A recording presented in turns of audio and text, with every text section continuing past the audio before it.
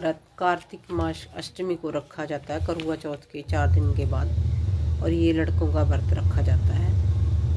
तो इसकी कथा ऐसे है। प्राचीन काल में एक साहूकार था जिसके 7 बेटे थे और 7 बहुएं थी। इन साहूकार की एक बेटी भी थी जो दीपावली के अवसर पर ससुराल से अपने मायके आई हुई थी। दीपावली पर घर को लीपने पोछने के लिए 7 बहुएं मिट्टी लाने के लिए जंगल में चली गई। ननद भी उनके साथ जंगल में मिट्टी लाने के लिए चली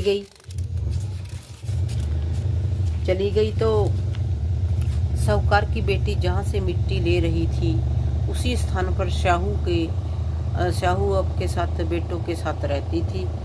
होते हुए गलती से साहूकार की बेटी के फूफी के साहू के बच्चों को मारा गया और साहू इनके ऊपर क्रोधित होकर बोली, मैं तुम्हारी कोख बांधूंगी।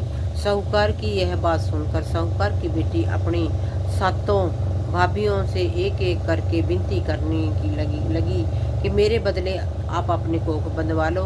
उससे सबसे भाभी छोटी थी, बदले में उसकी को बांधने के लिए तैयार हो गई।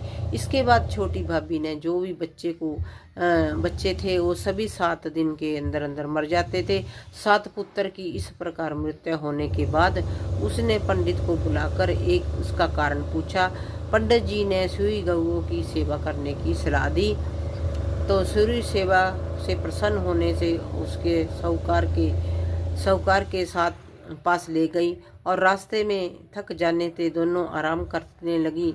अचानक साहूकार की छोटी बेटी की नज़र एक और जाती है और वह देखती है कि एक सांप गरुड़ पक्षी के बच्चे को डसने जा रहा है और वह सांप को मार देती है।